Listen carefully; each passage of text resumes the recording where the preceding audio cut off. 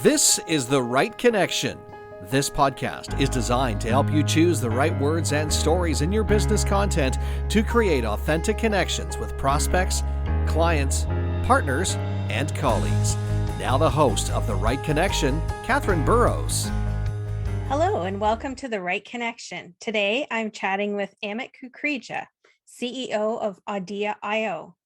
Welcome, Amit. Thank you for having me, Catherine. Happy to be here. So maybe you can explain to us and my listeners and I a little bit about your story, how you got to this place where you are. Yeah, absolutely. I'm excited to be here. I think that the podcasting industry and podcasting market and in general audio content is exploding. The pandemic helped accelerate that. New forms of mediums in terms of how people consuming content have exploded that. And I think when any form of content essentially explodes or a medium of content explodes, then there's a lot more opportunity for people to get discovered for their content in that medium that ends up becoming big. So in 2010 or 2000, it was blogging and written word. 2010, it was video with YouTube. And I think 2020 and beyond for this decade, it's really going to be audio. The problem is there is a major issue with discovery. Whenever any new form of content becomes super relevant and super exciting for people, platforms have to emerge to get those independent voices from people like you and I that aren't giant media companies. We're just someone here sitting with a mic to get our voices heard by the masses, whether it's through video format, article, or audio. And I think right now we're in a prime position for the audio industry to have a platform that can use targeted machine learning, artificial intelligence algorithms. And I know those are big fancy words, but essentially those words mean you upload a piece of content that is about a specific subject, and the platform can do the really hard job of figuring out what audience can actually find that content and create that symbiotic relationship between the creator and the consumer. And that's a really hard relationship to create. I mean, that's essentially doing marketing for someone. And you can only do that when you make a platform that is big enough to have that type of reach. So Idea is a platform that is trying to become what YouTube did for video, which is a search-based centralized platform where people can find and discover video content for audio. And I think if we can do that, we can really help a lot of creators get discovered.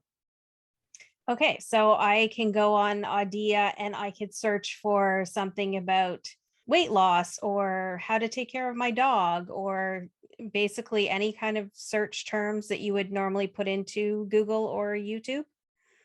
Pretty much exactly, right? You can go on Idea and pretty much search for anything. And that's kind of the goal, right? Like creators that get discovered at the end of the day, those creators have to have some level of a platform surfacing their content when people are looking for their content. So if you're doing weight loss content, if you're doing how to train your dog content, there needs to be a platform where people that are, searching for these topics can go to, type in keywords, and then because you have tagged the content with your keywords, those things pop up.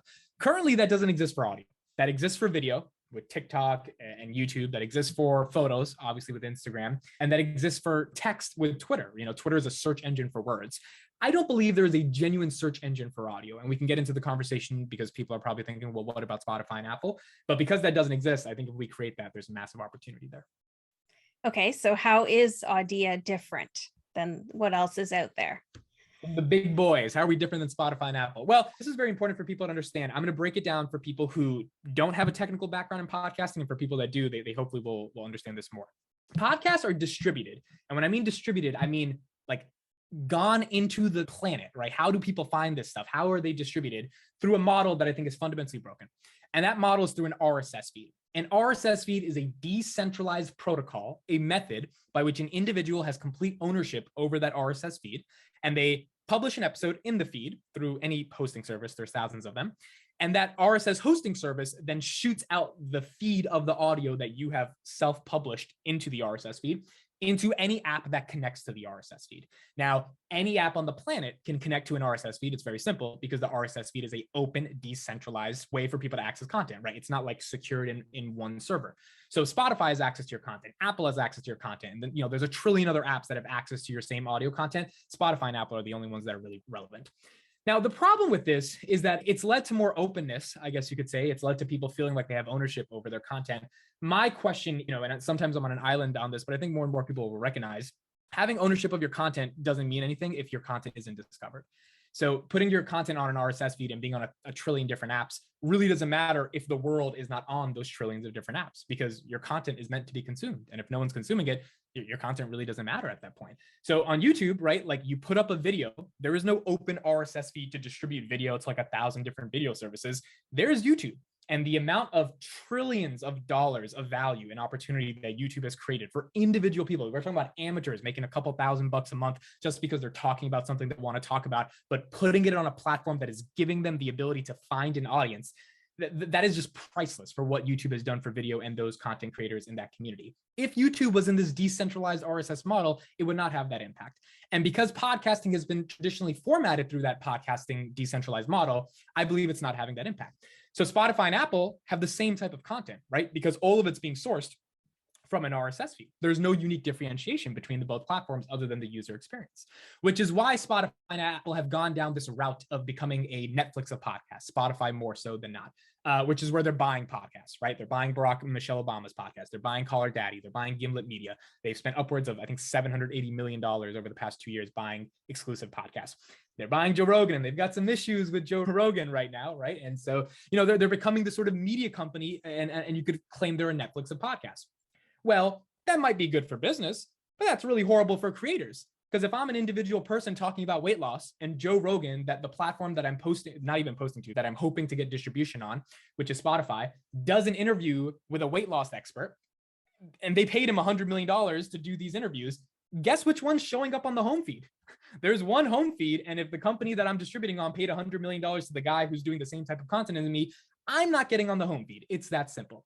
So because Spotify and Apple have used the RSS feed for distribution, and they realize there's no difference between the content that they both have, it's the same, they have to differentiate by buying exclusive stuff, because exclusive means it's here, not there. Well, that's great, but then the people, the creators, the thing that Spotify stands for is like, we care about creators. It's like, no, you don't. You care about the person you gave $100 million to. And this is no shade at Spotify. This is just facts. So at that point, I think there is a problem with Spotify, Apple, and sort of the other big audio distribution platforms, because they don't give discovery to average creators. And the way we solve this is by having a genuine YouTube of audio, a platform that is algorithmic discovery to say, hey, Katherine uploaded a piece of content around how to train your dogs.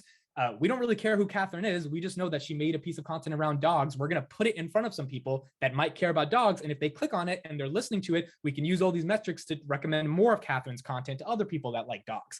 That doesn't exist on Spotify and Apple because they have this exclusive relationship with people like Joe Rogan. So Audio is trying to become that. That is awesome. So once you get your content up on Audio, what are some ways to get it out to the audience? You have to put in some search words that people will be searching for. Yeah, one really important thing to understand about Audio is podcasters are really, they've been kind of brainwashed in terms of, oh, I just upload the audio file and then it goes out into the world. And it's like the reason 95% of them quit is because they don't get any discovery, like no one listens. And it's discouraging. Well, it's like, why is no one listening? Well, not only is the platform not actually pushing your content, but the platform is not built to push out your content.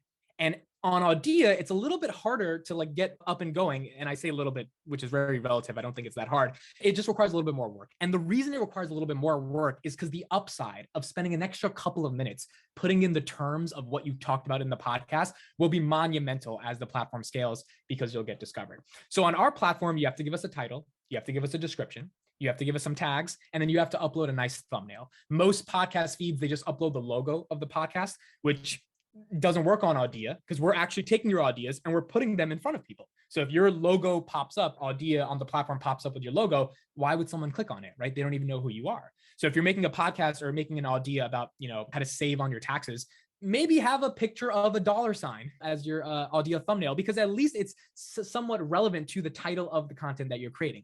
Additionally, to get discovered on Audio, you want to make your titles SEO friendly, right? A lot of people are accustomed to episode 53, interview with Amit Kukreja.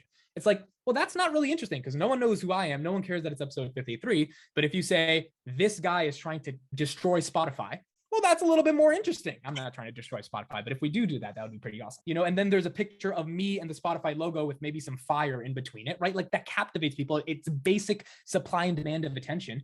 well, then there's a better chance people click on it. And on Audia, what we are trying to get people to recognize is if you put in a little bit more work on thumbnail, title, description, and tags, our algorithms will have a much better chance of taking your content and putting it in front of people that may actually click on it. And as a result, there's going to be more discovery.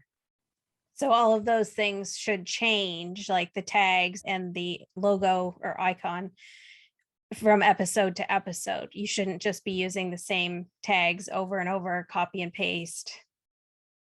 Yeah, if you do, law of attraction episodes and each one is a different type of law of attraction episode, but the general tags are the same, then yeah, of course, use the same ones. But the title in and of itself should really change because the title is supposed to be SEO friendly and probably the description. You can leave all the basic parts of the description, like where to follow you on social, but like you should give some insight into what this idea is going to be about. But yeah, tags can be differentiated based upon episodes you release. Okay. And would you say it's easy or difficult to market podcasts, and why? It's not just difficult. It's like, imagine trying to pick up a boulder on the Empire State Building and climbing down with the boulder on the Empire State Building as those people where they try to like wash the windows, like you're on that type of thing as you're coming down. Like it is 10 trillion times harder than it needs to be right now because the method of distribution that exists. And eventually that's going to have to change. The reason it's so difficult is because there is not a search engine where people are actively going to look for audio. And this is not me ideologically saying this. I've had a conversation with over 800 podcasters. We launched in April. So since April, I've been on Zoom calls 800 times, at least 30 minutes each, just listening to what podcasters have to say. I am a podcaster as well. So I've been through the struggles. I understand what it feels like. And then when I'm talking to these people, they're like, Amit, the reason they even tried to join Audia because they were like, look, your solution may work, it may not work, but at least it's better than just posting into the graveyard that is the RSS feed on Spotify and Apple. It's such a disservice because most podcasters are getting discovered on YouTube. The reason for that is because YouTube's not even oriented for audio, but YouTube has such a vast recommendation engine that if you make, a podcast on weight loss, it'll pop up in front of some people and then they'll find your Spotify and Apple. But like you need a distribution mechanism. I cannot understate how important it is. You need some level of distribution in order for people to even find you in the first place. So the reason it's so difficult is because this RSS decentralized model of distribution offers zero discoverability, which is why podcasters then go to Twitter, Instagram, Facebook, and try to find that. Those platforms are really saturated. So if you could have an audio platform that also had audio distribution at scale, then I think it could get a lot easier. What about the length of your podcast? Like, do people tend to be more attracted to shorter or longer content?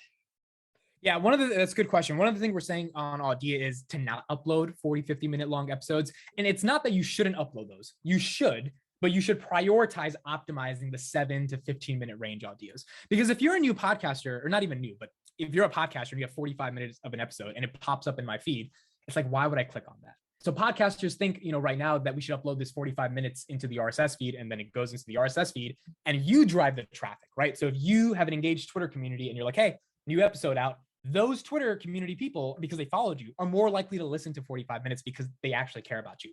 But when you're talking about new audiences, new people that don't know who you are, they are barely going to give you a couple minutes of their time. So like I was scrolling on YouTube the other day and a video popped up about Drake versus Michael Jackson. I'm a huge Drake fan. He's a hip hop star. I'm an even bigger Michael Jackson fan. I clicked on it. I didn't know who the guy was. I didn't know if he was a music reviewer or he was some random guy just spreading his thoughts. But I really cared about that topic. That algorithm found that, oh, Amit likes Drake and Michael Jackson. They put it in front of me. I clicked on it. I listened to it. It was good analysis. It was only 8 minutes. I subscribed to him. And now I'm subscribed to this guy who does a ton of music content. And occasionally I'll listen to his stuff. But for him to get me to actually subscribe to him, he had to not only have good content in those 8 minutes, it had to actually be 8 minutes because I wasn't listening to 80 minutes of a conversation on this. So I think short form ideas, not like 30-second Twitter audio bites. I think those are absolutely ridiculous and I hate those. But I think at least 5 to 15-minute pieces of valuable content are good enough to at least attract people in terms of top of the funnel brand awareness. And then they're more excited or likely to listen to the 45-minute episode. That's awesome. So where do you see Audia going? Like, what's your vision in 1 year, 5 years? We're struggling right now with growth. I think we have a phenomenal idea. I think we have a good team. We tried raising some money with investors. That's going not as well as we want it to go. I mean, this is the real struggles that you have with a startup. I think we have one of the greatest ideas on the planet, but we need to get people to know about it and people to care about it. And we've received enough validation from the community that we're targeting that it is a good idea. It is something to pursue over the past 6 months that makes me more than optimistic about it. But in terms of growth, it's hard to say 1 year, 5 year where we're at, because it's completely contingent upon my ability really as the CEO to execute and get people to care about it. And that's a fun journey because, I think one of the coolest things about being alive is that if you have an idea, you have the opportunity to pursue that idea. But in pursuit of that idea, you need to get other people to give a crap about that idea. And that is where the fun part comes in, because you got to figure out how to get people to care. If I can get people to care, I think we will be as big as Spotify one day. And I say that really with the intentions of, I genuinely think TED talkers, motivational speakers, poets, comedians, podcasters, consultants, coaches, thought leaders, there's just a wide diversity and variety of content creators that will leverage Audia to be able to drive traffic to what they need to be able to do and to build legitimate audiences and to monetize their audio content, because I think we have a business model that's going to be a lot better than what Spotify and Apple is offering. But it's a very difficult thing to do. So hopefully in a year from now, if I figured out how to get people to give a crap, then we'll be headed off to the races. So what can people do to help you spread the word about Audia? The best thing to do would be to check us out, to sign up for an account, download the app. We're on the App Store, not on Android yet, AUDEA, and just check it out. Give us a rating on Apple. It doesn't have to be 5 stars. You could give us your honest thoughts. I want to know more about what the general public, not even creators, think about the platform. And if you are a creator, try posting some ideas, see how it feels, see how the experience is, see if, you can find good content on the platform. So we're dealing with trying to figure out how do we, algorithmically target the best content on the platform in front of people. If anyone who's listening can go on the platform and just see if they can find something that's relevant and meaningful to them, that would be awesome to get that feedback, just to see how people are engaging with the platform. Okay, that sounds great. I'll definitely post the links below to that. So thank you so much, Amit, for your time today and for joining me on The Right Connection. Thanks so much for listening today. I hope something in today's episode inspired you to tell your own story more creatively. Please join me next time for more about how authentic words and stories create the right connection. Thanks for listening to The Right Connection. What did you think of the show today? Give us a rating and leave us a comment. If you have a question for Katherine, reach out to her by sending her an email, therightconnection@katherineburrowscreative.com, or visit her website, katherineburrowscreative.com. And don't forget to follow Katherine on social media. Thanks again for listening to The Right Connection.